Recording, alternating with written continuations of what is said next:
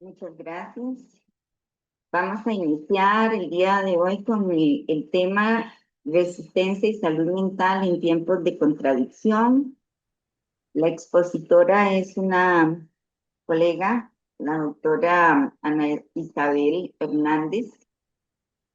Es una colega a quien yo aprecio mucho, una mujer demasiado inteligente, muy ecuánime, y le solicité que hoy nos diera esta capacitación. Voy a leer su currículum. Psicóloga clínica jubilada de la Caja, dichosa,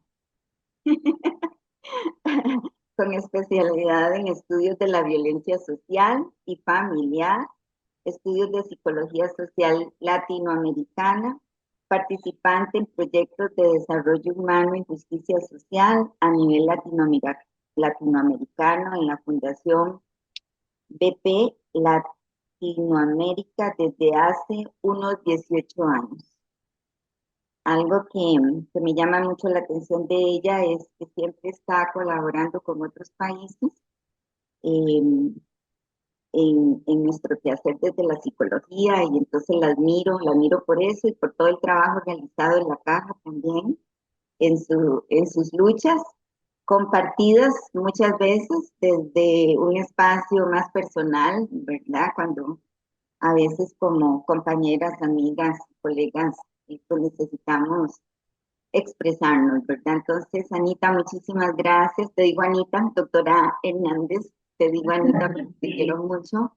Y muchísimas gracias, bienvenida, te agradezco de corazón que nos brindes este espacio. Muy buenos días, muchas gracias querida Lore y muchas gracias a Ciprosimeca por este espacio de reflexión que me parece pertinente en este momento de la historia que nos toca vivir. La idea es compartir algunas inquietudes personales, pero que pueden tener algún eco en la colectividad, no para buscar consenso, pero sí para comprender que si nosotros no reflexionamos sobre la historia y no tenemos nuestra propia narrativa, perdemos la perspectiva fácilmente, ¿verdad? Y eso es uno de los riesgos que vemos en este momento en nuestro país, sobre todo, ¿verdad? Entonces, esa es como la idea. Voy a compartirles la imagen, pero dice que todavía no me han autorizado a compartirla. Esperemos, Anita, a ver si nos dan esa Ah, posibilidad. Ya está autorizada, disculpe, doctora. ya, Dice muchas por acá. Gracias, amor. gracias, gracias.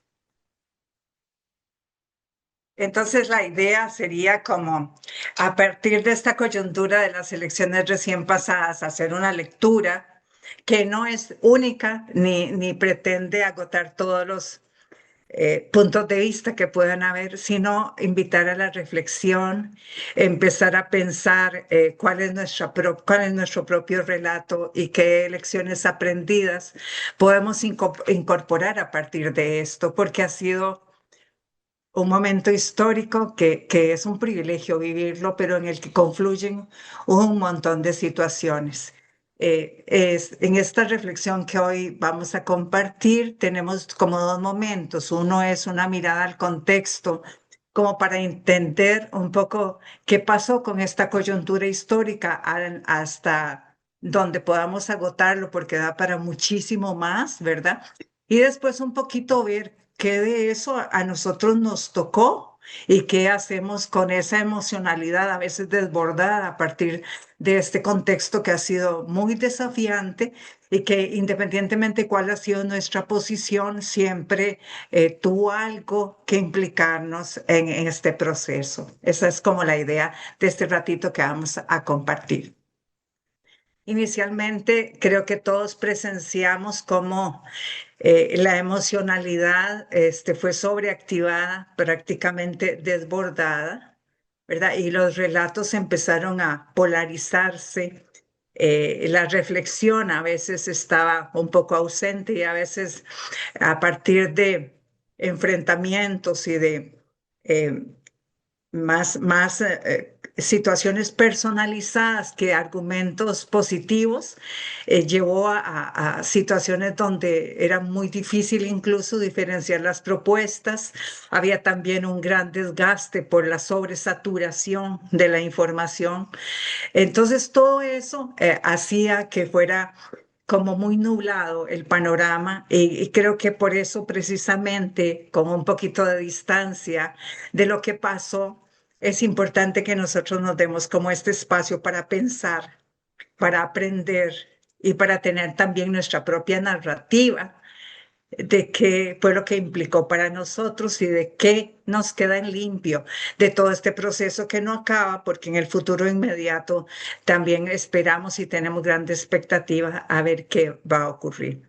Entonces, cuando nosotros reflexionamos sobre lo que ocurre, podemos tener una perspectiva, tener una posición definida y tener criterio para analizar la realidad histórica. Cuando nosotros solo participamos de este tono emocional tan elevado, podemos dejar de ser asertivos, podemos empezar a tener más conflicto y podemos personalizar las situaciones en lugar de tener un panorama mucho más mesurado, mucho más reflexionado, una posición mucho más asertiva. Y en realidad eso es como lo que yo me he propuesto y hoy lo que comparto es nada más el resultado de ese propósito personal de leer qué fue lo que pasó, cómo eso me tocó a mí. Y qué implicación hay para el futuro inmediato, para mi propia posición personal, para mis elecciones en el futuro con respecto a esto. Con respecto al contexto, cuando nosotros hacemos una lectura de los hechos, ¿qué fue lo que ocurrió en estas elecciones? ¿Qué fue lo diferente? ¿Qué me resultó a mí novedoso? Nosotros vimos, incluso ahí puse la papeleta porque es una papeleta que a mí me llama la atención, o sea, la cantidad eh, de, de propuestas. Uno se queda pensando si eso facilita o no facilita y si eso habla de una organización social y política que nos identifica por la divergencia tan exagerada, ¿verdad? ¿Y qué fue lo diferente? ¿Cómo nosotros escuchamos cualquier cantidad de debates en donde incluso era muy difícil la diferenciación? Y donde la polarización también fue llevada como al plano personal, a la sospecha de la legitimidad de las instituciones, al anuncio de calamidades que introducían estos dualismos, ¿verdad? De paz o caos, de cambio o retroceso, estos discursos que lo que llevan es a que la gente se angustie y que ciertas personas que ven el, el, el proceso electoral con esperanza, a veces con ese deseo de adherirse a algo que les dé un poco de soporte en medio de muchas situaciones. Entonces lo lleva precisamente a estas dicotomías que son muy importantes de medir, ¿verdad? Entonces podemos pensar qué fue lo diferente para cada uno de nosotros, qué nos resultó novedoso. Que nosotros nos reservamos en nuestra reflexión de esto y tener una explicación, algo que nos oriente en la reflexión puede ayudar. ¿Por qué puede ayudar? Porque la reflexión va regulando esta emocionalidad desbordada y nos va dando argumentos válidos, incluso para nosotros poder hablar con alguien que difiere de nuestra propuesta. Es acortar las distancias, es incorporar la diversidad, pero no desde un discurso oposicionista, sino desde una capacidad de escucha y de apertura, a ver qué es lo que pasa con todo este sector que piensa diferente, que elige diferente, qué es lo que nos está diciendo en este momento de la historia. Este relato es muy importante y para eso hay que serenarse, porque si la emocionalidad está muy activada, nuestra capacidad de razonamiento disminuye, ¿verdad? Entonces nosotros encontramos, por lo menos en mi reflexión, que hay una acumulación histórica de relegación de algunos sectores populares de nuestro país que se sienten totalmente desatendidos, sin respuestas y cuyas situaciones se vienen agudizando. Estas personas que no tienen voz propia y que se sienten incluso que son llamados en el lenguaje de algunas personas los nadie, ¿verdad? Históricamente son sectores que sienten que lo político no les responde y que ya la ausencia de respuesta se da en asuntos esenciales, no en cualquier cosa, sino que ya está tocando su vida. Y de hecho, cuando nosotros vemos cómo se comportó el electorado, vemos de dónde proceden las mayores cantidades de electores que van cambiando los resultados hasta el resultado final que hemos presenciado. Entonces, vemos que es un proceso histórico que no es de este momento, sino que por acumulación viene, y esta elección es como el muro de contención que no logró contener y que desbordó muchas de esas manifestaciones, algunas muy radicalizadas, algunas con discurso de odio, algunas muy polarizadas hacia el ataque personal más que a los argumentos de compromiso realmente con soluciones importantes y con planes viables para hacer el cambio que este momento de la historia sí requiere, ¿verdad?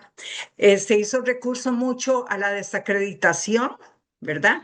Entonces se hacía mucha alusión al pasado más que al futuro cuando ya nos quedamos como sin propuestas o esas propuestas no tienen la viabilidad que algunos reclamamos. Entonces se da la desacreditación de partidos tradicionales y se da la puesta en duda y esa sospecha que fue creciendo de la institucionalidad vigente, que es muy riesgoso, porque entonces ahí lo que hace es ir perdiendo la confianza de aquellos soportes de la democracia y ir levantando una sospecha y duda sobre ese soporte institucional que tradicionalmente en nuestro país ha sido muy importante y que vemos que realmente pudo hacer frente a esta situación, ¿verdad? Entonces, vemos también que en el contexto internacional hay movimientos internacionales que instalan el populismo y si nosotros prestamos atención a América Latina y a muchos lugares del mundo, la forma de gobernar y estas propuestas populistas están ganando terreno.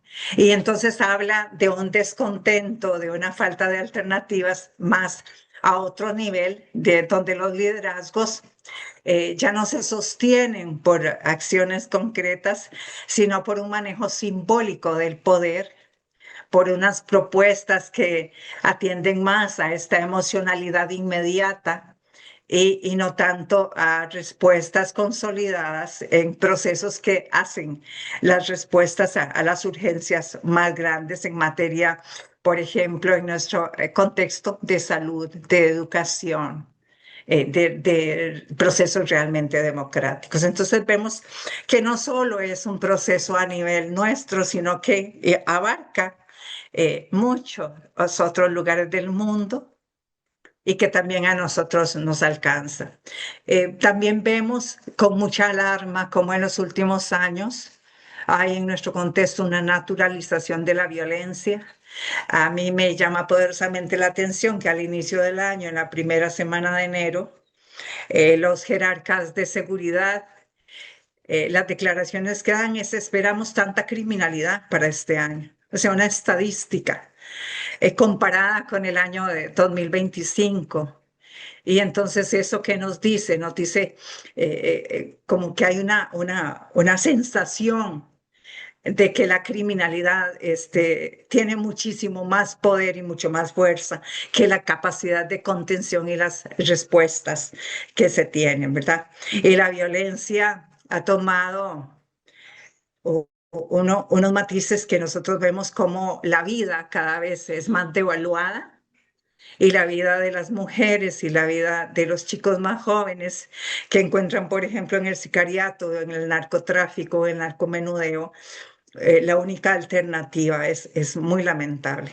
Entonces asistimos a un proceso de inseguridad creciente donde los baluartes de nuestra nacionalidad que están en la salud, en la educación y en la institucionalidad es cada vez son más devaluados, cada vez tienen menos recursos, cada vez están menos en el discurso de acciones concretas y de presupuestos destinados a estas acciones. Entonces, esto también va creando un caos en las respuestas a las necesidades de toda la población y por algún lado encuentran respuesta, aunque sean en discursos que no logran dar alternativas concretas, pero sí logran dar simbólicamente alguna respuesta que a ciertos sectores les parece llenar su necesidad.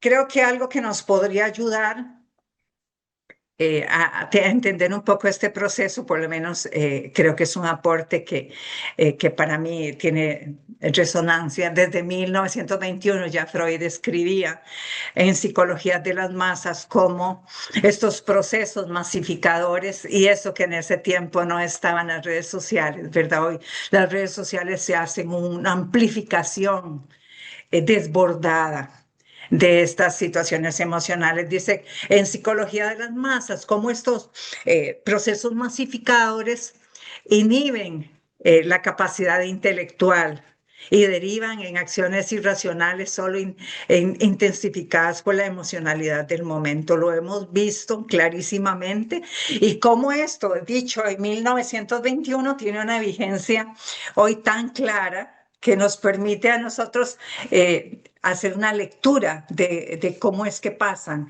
estas situaciones. Se da una cohesión en torno a un líder, ¿verdad? Hay una supresión de la individualidad en favor de la identidad colectiva. Entonces es como que las individualidades ahí se diluyen, ¿verdad?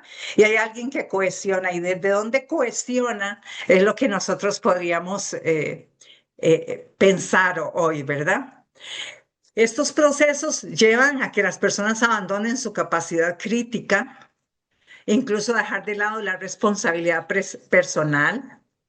Prevalece la sugestionabilidad y esto es muy riesgoso porque precisamente nos hace más susceptibles de creer en cuentos chinos y en este tipo de propuestas que no tienen ningún contenido de viabilidad, sino que son propuestas populistas que muchas veces no nos detenemos a ver cómo se harán realidad, cuál es el contenido presupuestario, cuál es la viabilidad de cada instancia de poder, porque la separación de poderes también es supremamente importante en nuestra democracia, y cómo esto lleva a un contagio emocional, ¿verdad? Cómo va aumentando el clima que precisamente va contagiándonos y probablemente por eso estamos tan sensibles y por eso también se dan conflictos en discusiones de orden político y se dan divisiones y desconfianzas entre las personas. Aquí una de las cosas importantes es cómo el líder representa el ideal de yo de muchas personas. Un ideal del yo debilitado porque cuando no tenemos respuestas, no hay cohesión social en otros aspectos más definitorios de la vida. Este ideal de yo entonces se convierte en un modelo, en un referente, ¿verdad? En una guía.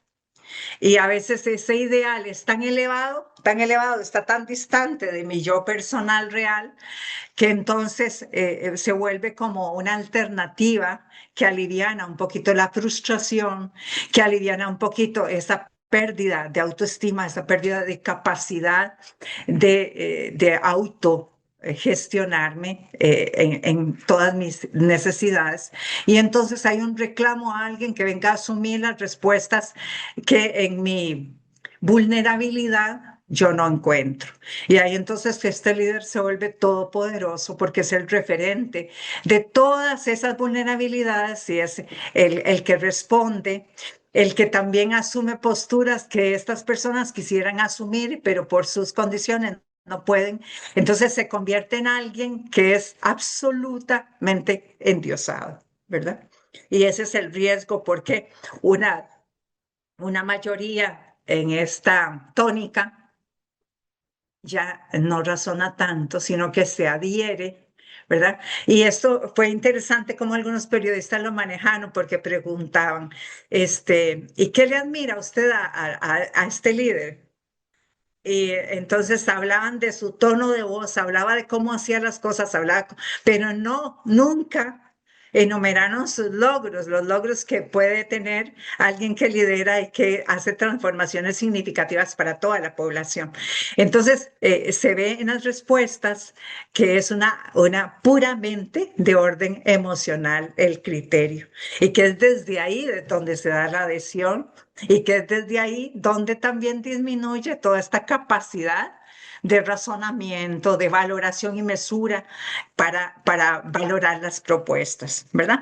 Ya Gustavo León, desde hacía muchos años, ¿verdad? Desde los 1800, decía que hay una ley de unidad mental de las masas que se caracteriza por el desvanecimiento de la personalidad consciente, la orientación de los sentimientos y los pensamientos en un único sentido, ¿verdad? Antes de Freud, él ponía las bases para entender la psicología de las masas como esta polarización, no del pensamiento solo, sino de las emociones, y cómo esta cuestión inconsciente todavía lo hace más peligroso, ¿verdad?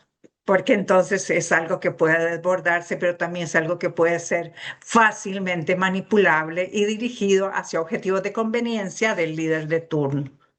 Jung decía que lo heterogéneo se sumerge en lo homogéneo. Las cualidades inconscientes dominan también en línea de lo que decía Le Bon, ¿verdad?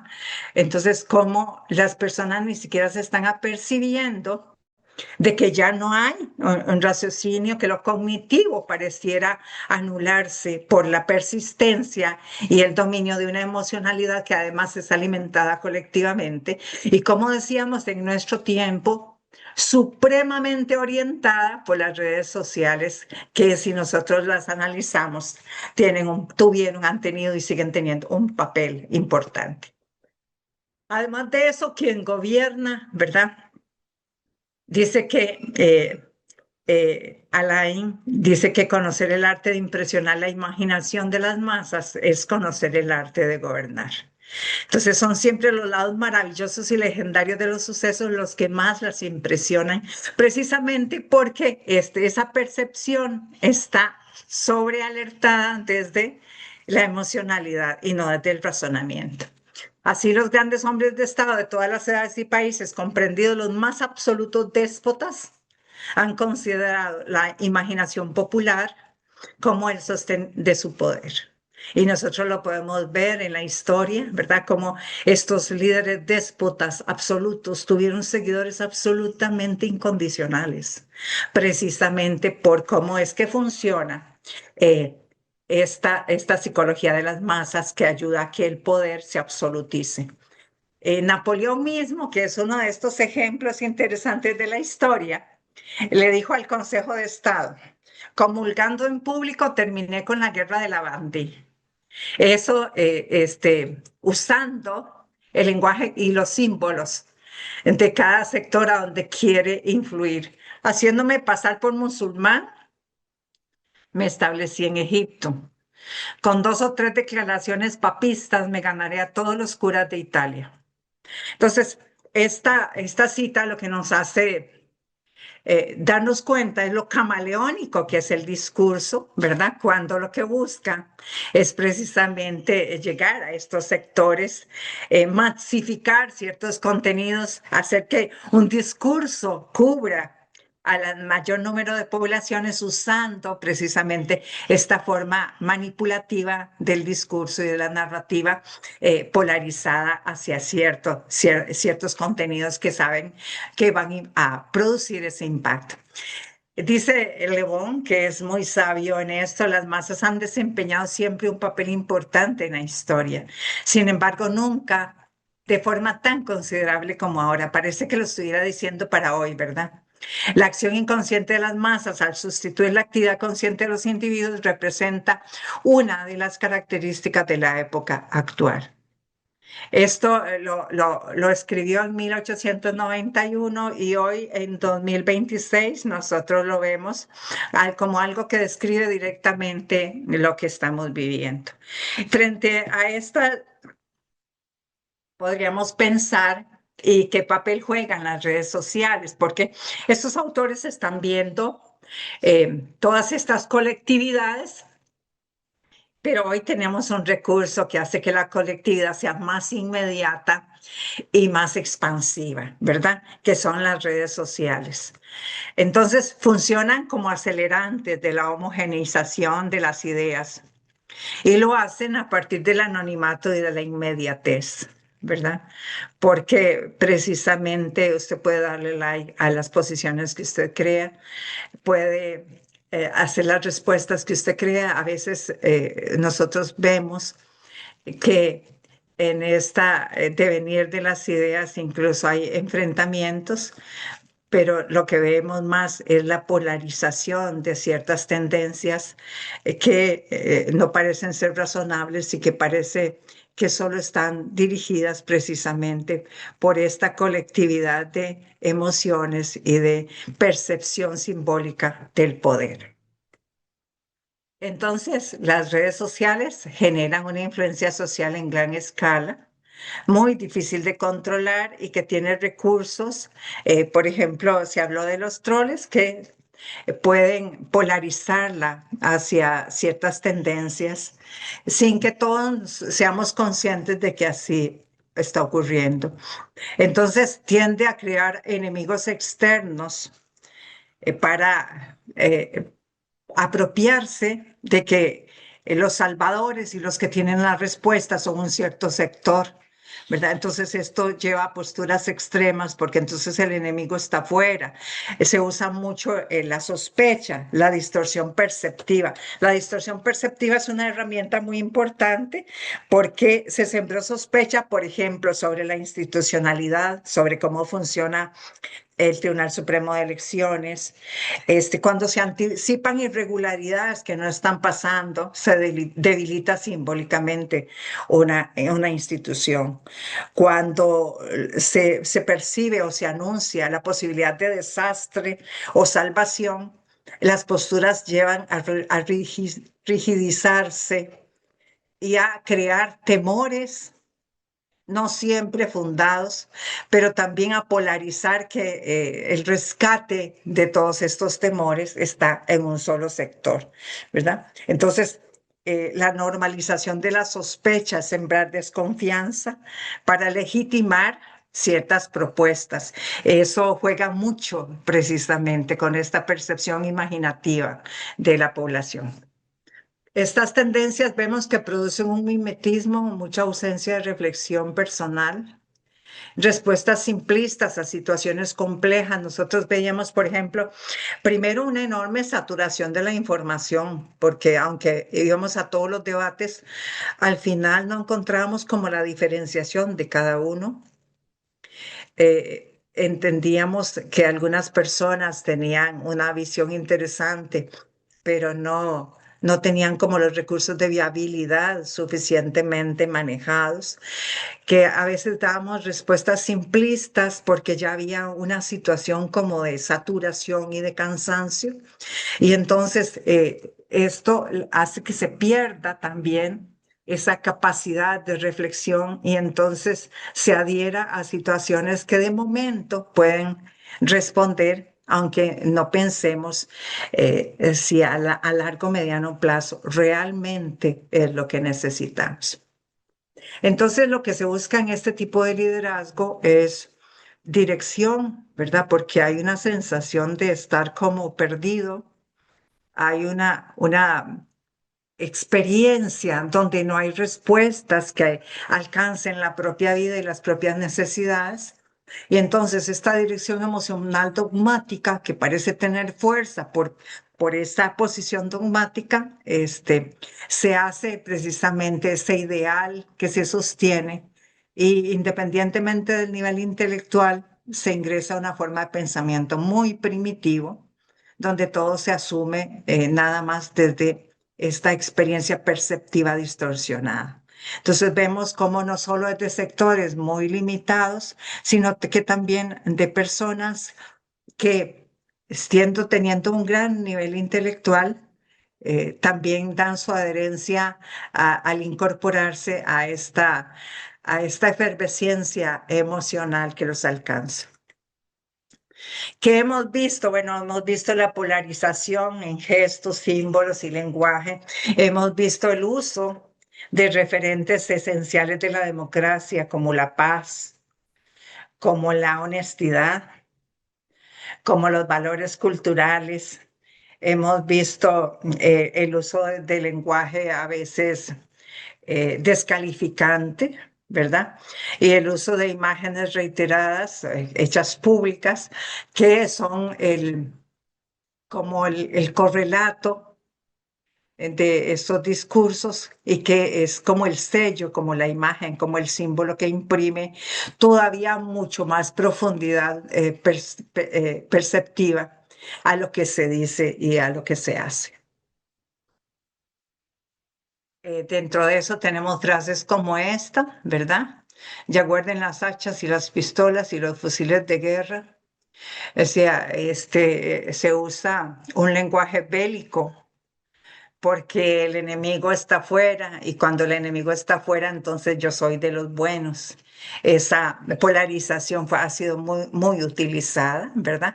Como provocación, como acusación y como ubicación en el pasado para descalificar las propuestas políticas clásicas, pero no para dar una alternativa, sino para descalificar, como para decir, este es el momento del cambio, como si el cambio por sí mismo fuera la respuesta, ¿verdad?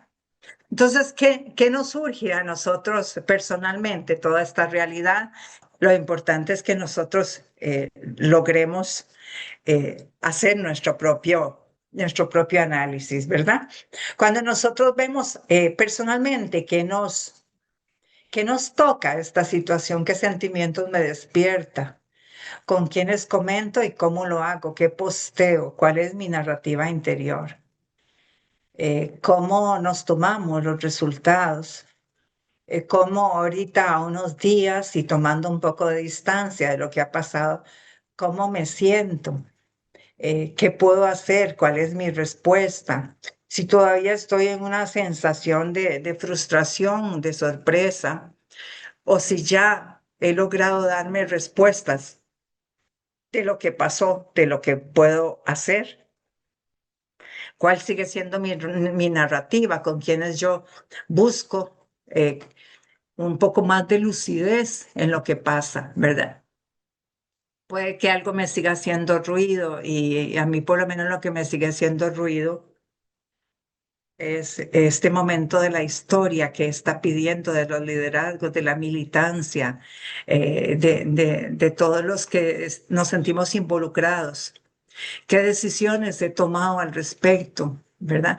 Porque uno puede asumir una posición totalmente desentendida o puede empezar a pensar qué caminos puede construir para que haya un poco más de reflexión y un poco más de análisis de la situación y en consecuencia nuestras conductas digan algo diferente. ¿Qué aprendí de este proceso? Porque cuando nosotros lo pasamos por esta elaboración reflexiva, nos quedamos con algo en limpio. ¿Qué aspectos me resultan positivos de todo este proceso? ¿Verdad? Entonces, cuando yo trato de interiorizar mis emociones, es qué reacción tengo a los gestos, a las imágenes, a las acciones, ¿verdad? Y aquí puse algunas imágenes, pero hay muchísimas otras, ¿verdad? Por ejemplo, una imagen hermosa fue uno de el antidebate donde estos candidatos se podían sentar, compartir como personas razonables, incluso encontrar puntos en común, ¿verdad? Y de estos otros momentos, ¿verdad? Donde, por ejemplo, habían denuncias de atentados, donde habían gestos que no parecían corresponder al nivel de la investidura que tienen estas personas. Entonces, ¿qué ocurría dentro de mí cuando estoy expuesta a esto y cuando sigo expuesta a un montón de imágenes más recientes? Mi diálogo interno sigue con enojo, con frustración, con incertidumbre o con rabia, o ya superé un poquito esas reacciones inmediatas y ahora tengo esperanza, posibilidad de reconocer algo que me enseñó esto, ¿verdad?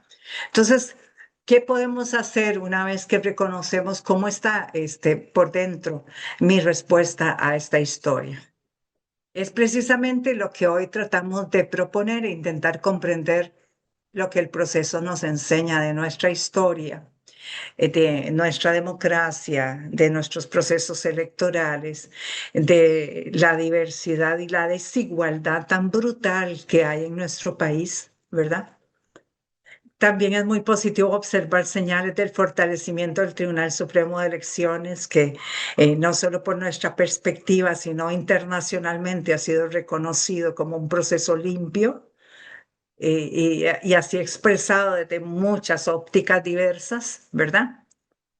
También es positivo como nuestras propias convicciones hacia la democracia, hacia el informarnos, hacia el analizar propuestas. Hemos crecido en esa capacidad de hacer un voto más deliberado y consciente. Muchas personas, quizás no todas, pero sí hay sectores donde yo veo que esto es una ganancia importante. Podemos valorar iniciativas y participar de ellas. Han surgido diferentes movimientos donde han intentado dar respuestas, abrir espacios de reflexión, de volver a nuestros valores de paz y de serenidad para sopesar las realidades sin entrar en estos juegos oscuros, ¿verdad? Y todo esto para qué? No solo para tener una narrativa personal clara, sino para tener un posicionamiento claro en estos momentos que siguen, ¿verdad? Porque solo desde la reflexión y desde el aprendizaje de esta experiencia, quizás solo desde ahí nosotros podemos retomar el camino, ¿verdad? Y seguir con esto, cosechando, digamos, los frutos del proceso y tomando posiciones de lo que sigue, ¿verdad? Creo que más concretamente yo siento algunos llamados que les puedo compartir que no necesariamente tienen que ser los de todos, porque creo que la reflexión puede llevar a diferentes rumbos, pero creo que hoy más que nunca es importante construir la paz, pero no una paz este, sorda y muda. Es importante desarmar el lenguaje porque a veces criticamos posiciones de líderes que utilizan las amenazas y la descalificación personal, pero nosotros cuando nos referimos a ellos también usamos un lenguaje violento. Desarmar el lenguaje es una forma de construir la paz. Fortalecer nuestros valores democráticos que han estado en jaque y que creo que el que estén en jaque hace que se depuren nuestras creencias y que los asumamos de una forma más consciente. Recuperar la humanidad porque hubo mucho maltrato, mucha violencia, mucha desconfianza, mucha sospecha. Entonces, recuperar la humanidad, que creo que es algo que nos distingue en el trato personal, es recuperar cuando nosotros podemos sentir confianza, cuando podemos hablar de nuestras divergencias sin que haya conflicto. Algo que sí nos lleva tiempo y que requiere incluso la ayuda de otras personas es comprender este momento de la historia y la organización y la militancia, porque si las bases de un país no están fuertes, un movimiento como este, populista y que usa las redes sociales, va ganando terreno y va debilitando todo lo que nosotros podemos pensar y sentir. Entonces, esa es como la inquietud que yo he querido compartir con ustedes, que no agota todo lo que se podría decir, pero que quiere ser como un pequeño aporte para que nosotros tengamos nuestra propia reflexión y nuestras propias conclusiones. Esas son algunas de las cosas que consulté y creo que precisamente esa divergencia de los relatos interpretativos de la situación lo que está evidenciando es la enorme desigualdad y esa desigualdad está llevándonos a situaciones extremas que requieren precisamente estrategias de abordaje que se han postergado, postergado, postergado. Entonces, por eso es que a veces nos parece muy incierto el futuro inmediato, pero también por eso es importante afinar nuestras posiciones y lo que sí podemos hacer. Muchísimas gracias. Ya para terminar y retomando, quisiera agregar nada más eh, la importancia de que esto nos despertó. Esto arraigó en nuestra cultura democrática por la amenaza que de pronto empezamos a ver que llegaba desde distintos blancos. Entonces, el arraigo de nuestros valores, el aprecio de nuestra institucionalidad, de todo aquello en lo que creemos. Es supremamente importante y lo vamos a capitalizar en este momento, porque si no nos quedaríamos en el puro sufrimiento, porque sí sufrimos y sí ha sido doloroso, pero hay que dar el paso y el paso es ese arraigo que hemos tenido en todo esto que de momento se vio amenazado. Y una expectativa que tengo y es que aunque las mayorías probablemente por muchas condiciones que conocemos votaron por reacción, esas mayorías van a ir entendiendo que el voto es una herramienta, que el voto es nuestro poder y que el voto puede cambiar la historia. Y aunque sí se dio la manipulación, sí se dio el voto reactivo, yo te guardo la esperanza de que el proceso nos ayude a comprender que hay que votar y que el voto es realmente poner nuestra palabra en un gesto que decide y que cada uno cuenta. Creo que eso es supremamente importante y lo quería rescatar. Muchísimas gracias por la paciencia y la escucha.